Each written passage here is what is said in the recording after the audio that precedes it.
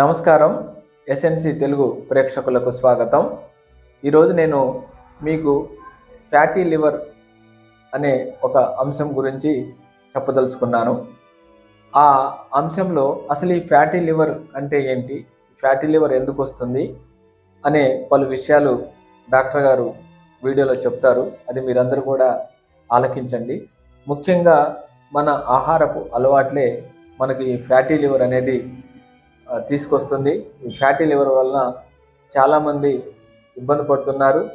అంతేకాకుండా చాలామంది కూడా ఈ ఫ్యాటీ లివర్ తోటి చివరకు వారి యొక్క లివరు సిర్రోసిస్ స్థాయికి వెళ్ళిపోయి తర్వాత మృత్యువాత పడుతున్నారు.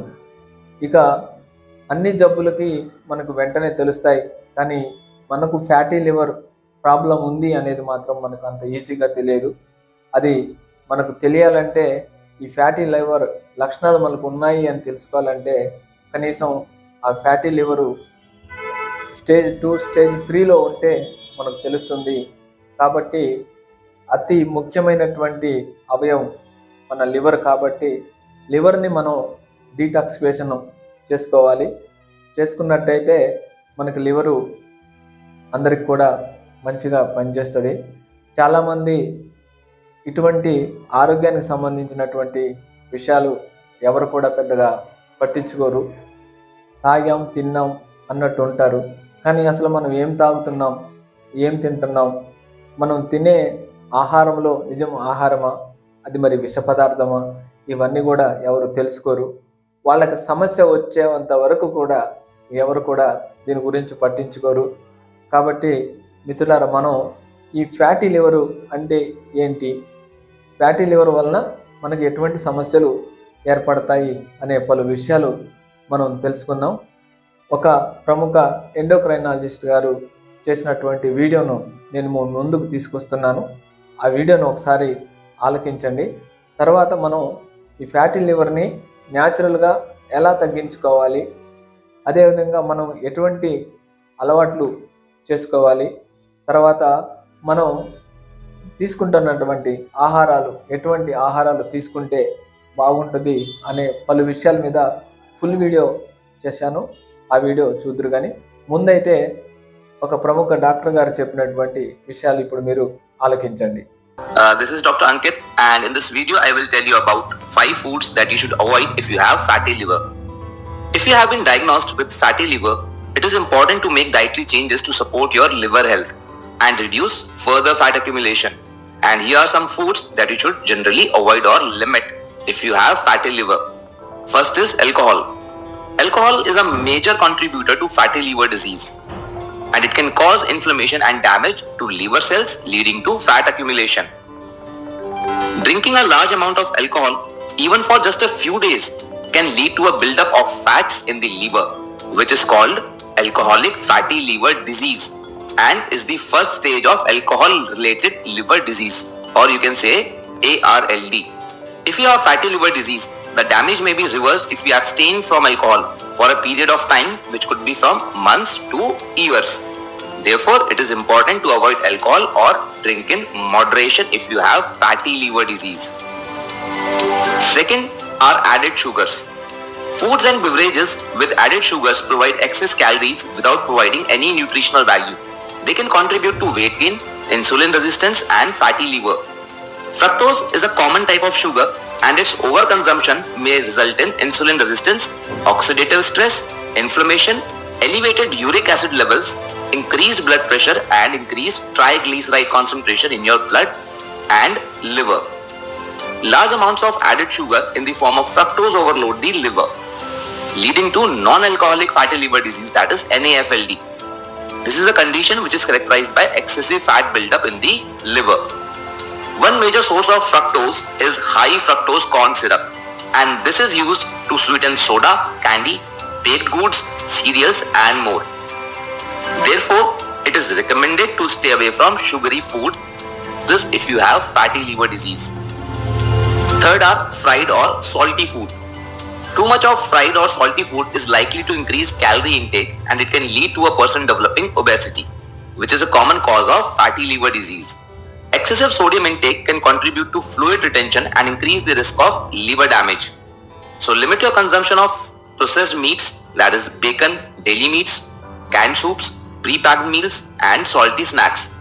Read food labels and choose low sodium alternatives or prepare meals at home using fresh ingredients, herbs and spices for flavor. Fourth are saturated and trans fats. These type of fats can increase the level of harmful cholesterol in your blood and promote inflammation in the liver. So avoid or limit foods which are high in saturated fats such as fatty cut of meat, poultry with the skin, high fat dairy products like whole milk, cheese and butter, and palm oil. Trans fats are commonly found in fried foods, commercially baked foods like cakes, cookies and pastries, snack foods like chips and crackers, and some margarines. So check food labels for partially hydrogenated oils as an indication for trans fats. Coconut oil also contains saturated fats and was earlier thought to be harmful for health. But recent studies have shown that these saturated fats are of short chain and are good for health. These saturated fats are rich in phytonutrients and polyphenols. And in a study done on animals, the coconut oil has shown to reverse the fatty liver. The fifth and the last food that we should avoid are processed and packaged foods. These foods are often high in unhealthy fats, added sugar, sodium, and artificial additives. They can contribute to weight gain, insulin resistance, and liver inflammation. So the examples include processed meat like sausages and hot dogs, packaged snacks like chips, crackers, and frozen meals and fast food. So these are the few food that we should avoid or limit their consumption if a person has fatty liver. I hope this video was helpful. Thank you. అర్థమైంది ఏంటంటే ఈ fatty liver అనేది మన దురలవాట్ల వల్లనే మనకి ఈ fatty liver అనేది వస్తుంది. దాదాపుగా చాలామంది ఈ ఫ్యాటీ లివర్ తోటి బాధపడుతున్నారు. మరి ముఖ్యమైనటువంటి కారణాలు తిన్న ఆహారం జీర్ణం కాకపోవటం, కడుపు ఉబ్బరంగా ఉండడం, కాళ్ళు చేతులు వాపులు రావటం, అదేవిధంగా మరి కళ్ళల్లో పసుపు రంగు రావటం, అదే కామెర్లు అంటారు కదా, ఆ రకంగా అవ్వటం. ఈ లివర్కు అనేక రకాలుగా సమస్యలు వచ్చేసి మరి దాన్ని ఫ్యాటీ లివర్లో స్టేజ్ 1, స్టేజ్ 2, స్టేజ్ 3, తర్వాత స్టేజ్ 4 అని చెప్పడం, ఆ లివర్ అనేది సిరోసిస్గా మారటం, తర్వాత దానికి ఎటువంటి చికిత్స లేదు. సహజంగా మానవుని శరీరంలో అత్యధికంగా శ్రమించేటటువంటి అవయవం ఏదైనా ఉందంటే అది లివరే. చాలా ముఖ్యమైనటువంటి అవయవం కూడా. మనం ఏం చేసినా సరే అది నిరంతరం శ్రమ చేసి మనల్ని రక్షిస్తుంది. మనం లివర్ని రక్షించుకోవాలి అంటే మనం ఏం చేయాలి?